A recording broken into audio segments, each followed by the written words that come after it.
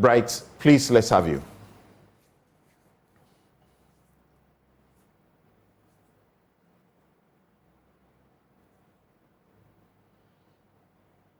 Hello, Bright.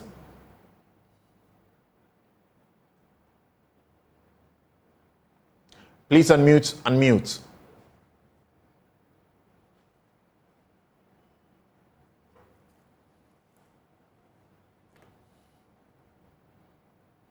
Okay, we're just getting some little challenge with Bright's connection, but we surely should get that fixed and get to that immediately. In the course of the week, the NDC has been holding a press engagement, the series they call Moment of Truth. And during that, they raised a number of issues about the Agyapa deal and spoke about how it was important to recover this money or a substantial portion of it to assist this country. How much have we gotten from the IMF so far? Remember the first tranche they brought us 6 million. So there's a lot of money that can do a lot for this country. Hello, Bright. We are asking if what the NDC is demanding is possible to recover. And they actually hint that if power changes hands, they will chase the individuals that were seen to be politically exposed, according to the corruption risk assessment that Martin Amidu did. Those who were politically exposed and were involved neck deep in the whole deal, that was said to suggest that this was a group of people, a cabal, that was seeking to create, loot, and share. Typical, and not the interest of Ghana. They say there will be prosecutions if power changes hands. Hello, Bright. We tried to have Bright make his presentation first. Then on the back of the presentation, we will have this discussion with my guests in the studio. The NDC suggests that if we recovered maybe even just half of this money, it will take care of so much of our needs, very many of our needs. Hello, Bright.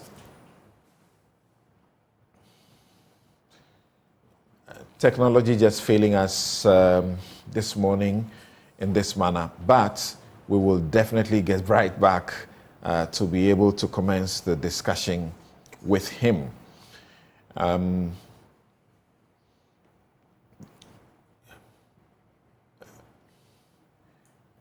Okay, I'll try and see how we get Bright as quickly as possible so that we begin the discussion. We certainly must begin with him laying the background and bringing all the facts, some of which you may have forgotten over the period, and what is the real thing at stake. The NDC in its press statement said that the John Dramani Mahama, if he's able to form the next government, will investigate the stinky 12 million Agyapa scam, retrieve all illegal payments made under same, and ensure that all the perpetrators are prosecuted. The day of accountability is fast approaching, and no one found culpable will be left off the hook by the next NDC Mahama government. This is a solemn pledge and our charge to keep when, by the grace of God and the Ghanaian people, the NDC assumes the reins of government in 2025. He said, we call on the Ghanaian electorate not to allow President Akufo-Addo and his corrupt cabal of family and friends to install as president their Dr. Baumia, whose sole mission is to cover up the many ills of this remarkably corrupt administration and insulate wrongdoers, including himself, from prosecution. Do we have Bright on now? Okay, right. Hello, Bright. Hello, can you hear me now, Samson? I can hear you very clearly. Please, let's go on. Beautiful. Apologies for whatever it was. Thank you for having done a very good job yourself, laying out the context. That makes my work easy. What I'm going to do is maybe highlight on a few of the things that you did not stress on as much as perhaps we think is necessary for the conversation. Let's remember that officially, as far as the government's position is concerned, Agyapa is still ongoing. That is, the government intends to still do Agyapa, because the last set of communications that have come from the government in respect of this matter, that is before the MIF CEO spoke in Parliament, was to the effect that the government intended to power through with Agyapa.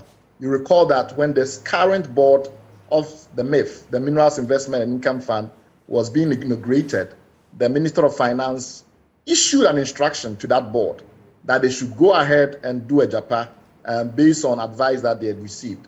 They'd also issued a press release in which they stated as a ministry that the president had given them some advice on how to restructure Agyapa and pursue it. So we have to bear that in mind. So those of us that are opposed to that transaction, for us, an ongoing campaign to convince the Ghanaian public that we must force the government to end this Agyapa charade. And this is just a good opportunity to recap the reasons why we think Agyapa is such a problem. The first issue was that the way Parliament was treated was indicative of the total lack of respect for accountability that characterizes projects like Agyapa. There were 5 agreements that were sent to Parliament, in addition to some additional subsidiary matters, and they were sent to Agyapa, to Parliament on the 13th of August. So these matters were laid before Parliament on the 13th of August. You know the way the parliamentary process works. Committee, after it's gone through a number of processes within the committee, it gets to the main house, there could even be debate, and then it's passed. Everything was done in 24 hours to approve Agyapa. From 13th August to 14th August. Everything, 5 agreements, major agreements involving the 97% of the royalties in the mineral sector of Ghana. Because in Ghana, gold constitutes 97% of the mineral royalties that we earn. At that time, manganese is picking up, but in those days, 97%. And then you have a transaction of this magnitude. And we have the sovereign parliament of Ghana sitting on it. And the government forces that parliament within 24 hours to approve it using its majority in parliament. That is the context. Remember also that before we sent this matter to parliament, all the processes had already been undertaken. In fact, the government did not intend to send it to parliament until the Attorney General prevailed on the government. So we had already set up this Asase royalties in Jay-Z. We had already begun process of hiring people and all of that. And so it was very clear that this was completely a formality.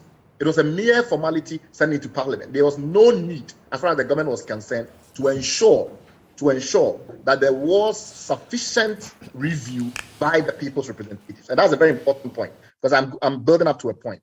Secondly, people say that everything that the Attorney General said was addressed. That is Honorable Gloria Kufu in those days. That is not correct. Read her assessment of the agreements of 22nd July. This was basically less than a month before the matter was sent to Parliament. And read some of the concerns that he raised about stabilization clauses. Essentially, we have used Agyapa to create conditions in which whichever company bought these rights that belong to the people of Ghana would have very limited oversight within the Ghanaian jurisdiction. And the Attorney General raised that very clearly. And if you read that 22nd July letter, it was very clear that she saw that the entire arrangement was to the detriment of Ghana. Those issues around stabilization, those issues around perpetual term, the fact that the agreement had no fixed term, no fixed length, essentially because it's tied to the leases where the gold is produced. Every time we discover new gold in those places, those gold resources immediately fall within the purview of Agyapa. And the Attorney General felt that did not make sense. There should be a production cap. If it's 1 million ounces of gold that we are selling for it, let's be clear, so that it does not become an albatross around the neck of Ghana perpetually. That was not addressed. That was still in the agreement, that the agreements that were sent to Parliament. Remember that after this matter happened and the corruption risk assessment had been issued by the special prosecutor, who did an extraordinary job, putting his own career on the line, putting his own political reputation on the line, to try and warn the government and the people of Ghana that this particular agreement had ingredients within it which would definitely lead to corruption. Despite all of that, what we were told in 2021 after the elections was that as far as the government's official position is concerned, the matter must go back to Parliament for further consultation so that Agyapa can proceed. So that was where we were left off. It is not a case that there was any kind of suspension which renders the matter in limbo. Where we were left off is that the people of Ghana were informed that the matter will go back to Parliament for additional consultation, and then the project will be rammed through. Our argument is that Agyapa is inherently bad. So forget these procedural matters that I've raised, forget these contextual matters I've raised. The concept itself is incurably bad. And the goal should be that we get the government to formally terminate it so that this albatross is removed from the neck of the people of Ghana. Why is it bad? We have a good sense of how much gold is being produced today and how much gold is being produced from those leases over the length of time. We pointed out clearly that when you look at the government's analysis, the amount of gold or the quantity of gold involved was not aligned with the reality on the ground. Essentially, what they had put in the analysis differed from what was really the facts. If you look at the prices, the average prices over time, and the analysis that we made that $1,800 was a reasonable price, have been borne out since then. Gold prices are today above $2,000. When you add all of that together and use standard financial techniques, you don't get $1 billion valuation. The government's argument is that, we're going to the stock market, so the stock market will value it. That was not true. The gold rights had not been placed in the company that was going to be listed on the stock exchange. It had been placed in a local company, which was the Ghanaian entity. And it was that entity that was being bought by the one that was going to the stock market. And that price was in the agreement and it fixed at $1 billion. So when we said the whole thing had been undervalued, we're not simply preempting what will happen on the stock market. These were matters of law cast in concrete. Secondly, to simplify the transaction, think of it simply as selling the gold forward. We get a certain quantity of gold because we get 5% on average of all the gold that's produced in this country. Whether or not the company makes a profit, we get a fixed amount when gold is produced. Often we receive it in cash, but we could as well receive it in gold. And gold purchase program is a way in which that particular thing is made manifest, which is that we have a certain portion of the gold that is produced in this country. We want to sell that gold forward. So we want to sell it forward so we can get some money today. What is the implied or implicit price in selling it forward? That was the analysis. And the implicit price in Agyapa was $200. As I've explained to you today, gold prices are above $2,000. So that already gives you a sense. Why is it $200? Well, why is it less than the market price? Less than the market price because we are getting the money today instead of in the future.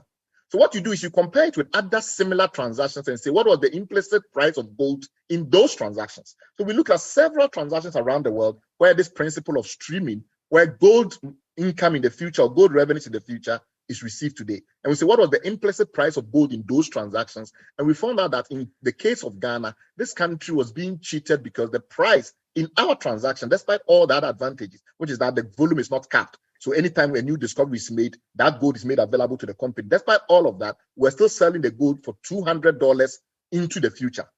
You don't take something that is $2,000 and sell it for $200 without significant scrutiny. It requires heightened vigilance. Secondly, they said, but in the end, because we are building a company on the stock market, that company may appreciate in value, or at the very least, the market is wise and the market will know how much to value the company that owns the rights. And because we have some shares in that company, ultimately we'll benefit. The truth of the matter is that it's not the market that sets the share price when you are using book building in an IPO. In the book building process, it is the senior underwriters and the rest calling their friends in the financial industry, their allied contacts in the financial industry, and trying to set an indicative price, which is what the share debuts on the stock market. And people like Joseph Stiglitz, if you don't believe me, read Joseph Stiglitz. He is a Nobel Prize economist. They have looked into this in great detail and found out that very often the possibility that those underwriters will underprice it is very high. Why would they underprice it? because they are selling to people they like in the beginning, or people that they are in close business relationship with in the beginning, before the shares get into the stock market. You sell it to them that way. When the shares do open on the stock market, you get a huge pop, is what you call it. So you get a huge appreciation, and that money goes to the people who set up the deal, not to the people of Ghana. Because ultimately, that price always comes back down. We looked at a lot of streaming companies which are listed on the stock market and shown the trajectory of their stock prices. Invariably, almost 90-something% of them had seen a pop and then significant depreciation. So even this thing put it on the stock market is not an efficient way to do what we wanted to do, and I'll prove that in a second. Secondly, because the underwriter sets the prices and allocates shares and the rest of it, there's massive room for collusion. Now, coming back to the picture of the money that you have mentioned, the $12 million, there are 2 points to bear in mind. One is that IPOs are very expensive. Putting a company on the stock market is very expensive. Nobody doubts that. In fact, one of our reasons for thinking that Agyapa was very poorly thought through is that the argument was that instead of borrowing money or doing what in the trade is called securitization, where you have some money in the future, but you take the money at present, and the person lending you the money takes control of the future income. That transaction, the argument was that such a thing would be too expensive and using equity would be better for Ghana. So we said, what is the implied price of this transaction? Essentially, what is the implied interest in the arrangement we are making? Because what we are doing looks like borrowing money, because we are taking the money up front, and then in the future, money that will have come to us will go to someone. That's very similar to interest. If we had done that in the normal markets and we had gold and just a collateralized gold transaction, because we have gold income in the future, like we did with Esler and the rest, we could have done a deal for maybe 6% or something like that, because it's fully collateralized. Now, here is the challenge. In Agyapa, we're going to get $500 million. But because it's an IPO process, we're going to end up spending within the range of between $36 to $45 million if the transaction had ended. So you take that out of what you were going to get, and that gives you a sense of the interest that we will have incurred if we had gone the Agyapa route, instead of simply going to the market, saying we have some gold, we want some money up front, give us that money and collateralize it to the gold. It is like 3 or 4 times more expensive going the path that they took than simply going and borrowing the money. And that's very important. The second thing is the fact that in the current complaints that have come forward since this disclosure was made about how much we've spent on Agyapa, we forget the fact that this is not everything. The underwriting fees have not yet come. So when you look through the list, you see that all the investment banks and those kinds of things are not yet mentioned. Those monies will be paid if Agyapa goes through. But the question is, have we paid them any money, or have we incurred any liability that has not been disclosed? So all the Merrill Lynch's and all of those things that you were hearing, all those investment bankers sitting in London you were hearing, were they doing this for free? That is not in there, because the argument is that it went through Imara. We don't have any disclosure of the full list of entities that Imara paid. That is why you don't see some of the Ghanaian investment banks and others that in their discussions, we all know were part of the transaction, African Legal Associates and the rest. You don't see them here because that full list is not yet out. We also argue that if this had continued and Agyapa had been consummated, what would have happened is that Ghana would have lost control of its assets. So any future government will not be able to rely on, on mineral royalty income, which today is almost 30% of all our minerals revenue in the country. Now, you are going to tie the hands of a future government in perpetuity. Money that comes to the country and is used to fix roads and things like that. One government is going to go and borrow just $500 million and give it up for eternity using a stock market process, which will have led to a situation where the independent directors control everything, and we don't know who these directors are. There were some options on the stock market to use the sovereign listing process. This government refused to use that process. They used the normal listing process. And when you look at the rules and the agreements that we were going to have, we forced Parliament to ratify. It says clearly that the power to take decisions, including how to spend dividends and things like that, were going to be in the hands of a very small group of directors who none of us have ever been introduced to. Secondly, because it was listed in this JC Trust location, we would never have known who the real owners are, because they will have used trusts, and by using trusts and nominee companies, there is no way you can go to the stock market and find out the real owners. So this notion that because of the stock market, we'll know who own it and etc. was completely misleading and completely untrue.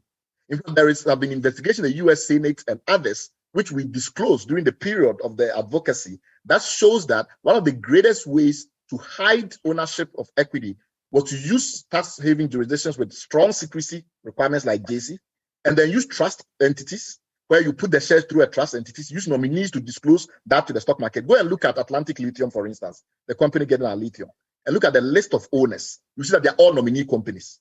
It doesn't mean that there's anything wrong, but I'm just saying that you will not see the owners of the company if you went to the stock market. That is not correct. And so we would not have known who controlled Agyapa. More importantly than not, above everything else, we didn't do Agyapa in 2020. It's now been 4 years. The amount of money we've generated from gold since then, just for the last 2 years, is 70%. If we count from 2020, we've already got the $500 million that we're going to get, and for that reason, was going to hold hostage gold revenues that future governments will use to develop this country. We've already ended since the 2020. If you take $150 million as the average royalties intake a year, that's $600 million.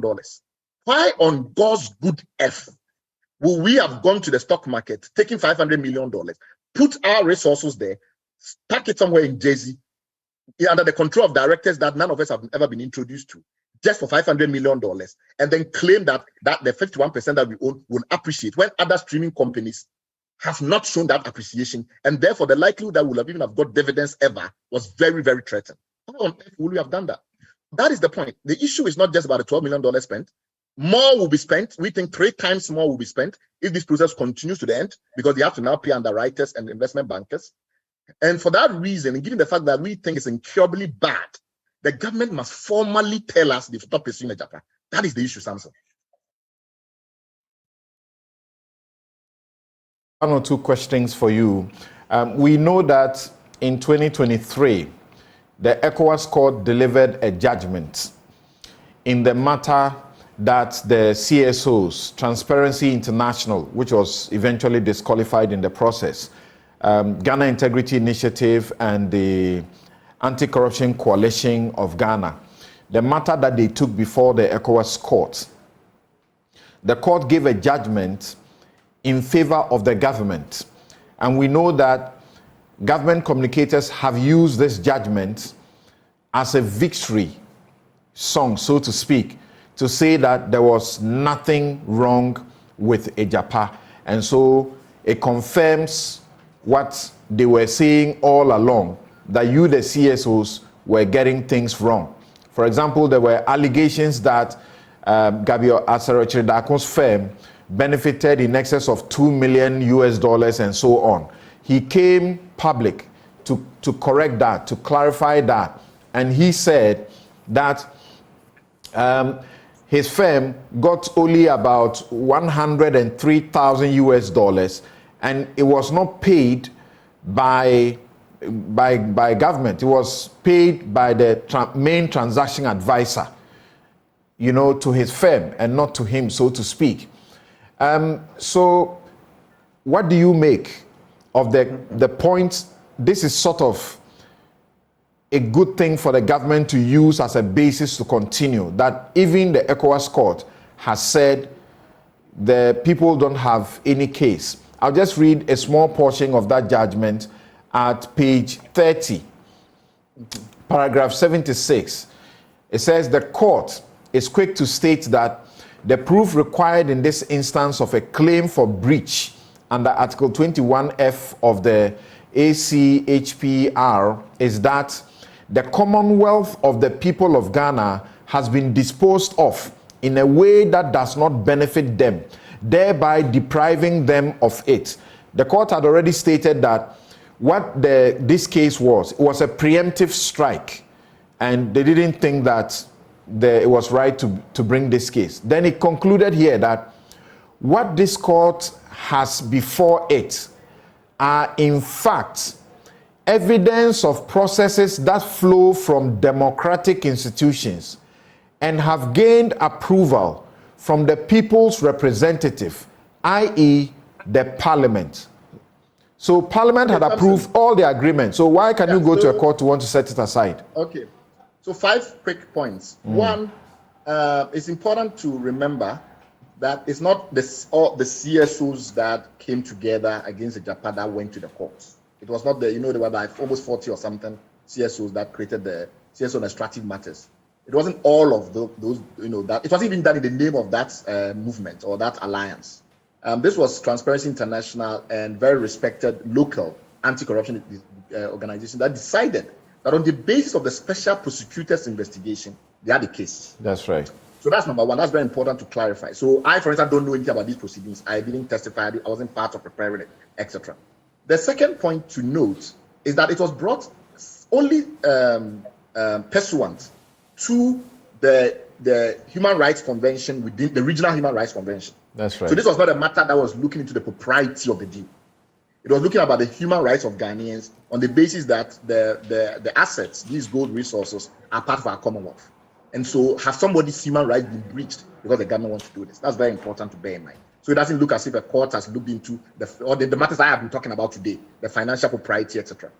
The third thing to bear in mind is that only 25% or so of the ECOWAS court's judgments are obeyed by the governments. So essentially, when the governments get a good deal, then they make a lot of noise about it. But the vast majority of judgments that are issued by the ECOWAS court are ignored by the governments. So if the government respected the courts in the way that they are trying to use the court as a means of legitimacy, then they would enforce the judgments of the court, which they don't do for the most part.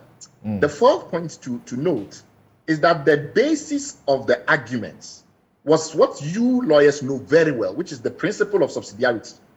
If there is some other entity where the decisions are best taken, another entity, typically higher up, will not interfere unnecessarily. Secondly, the political question like doctrine. Yes, where there's also a basis on which a part of the government has taken a decision, courts do something we call deference. Now, look at what happened in Ghana. The government used its political power to pass this through parliament. As I explained to you, it was in 24 hours, 5 agreements. Something, you were a lawyer, a simple will, or a conveyance, something like that. Will you be able to do it in 24 hours? If you were really being serious, then to consider 5 agreements to dispose of access to this magnitude or of this magnitude, doing that in 24 hours. But the fact of the matter is that it's not the duty of a regional court to impugn the democratic institutions of Ghana, particularly given that all of these matters happened based on the treaty. There's an ECOWAS treaty. The treaty limits the functions of regional institutions versus governments. So if a government in Ghana has sat down, gone through all the processes and managed to use law to achieve a particular end, you think a regional court, based on the Human Rights Convention, is going to try and overturn it? It's not going to happen. Right. So we did not expect, that a court of that nature will try and stop something like that. Even Ghanaian courts perhaps will not. But I think the people of Ghana should. Right. My second question is, when the NDC demands that there ought to be recoveries of the $12 million spent, is this something, a demand you think is reasonable and it is something that can happen? The demand flows from that extraordinary work that the special prosecutor, Honorable Martin Amidu, did during that period. That demand flows from therefrom. The government's response, the special prosecutor's corruption risk assessment, was extremely legalistic. It, in effect, tried to prove that because powers exist, those powers can be used anyhow. So, for example, a deputy minister can sign because the law allows that to happen. We went to parliament and got an amendment, etc., etc. That was not the basis of the special prosecutor's assessment. It's about the fact that everything was done to ram this through, even though it was against the interests of the people.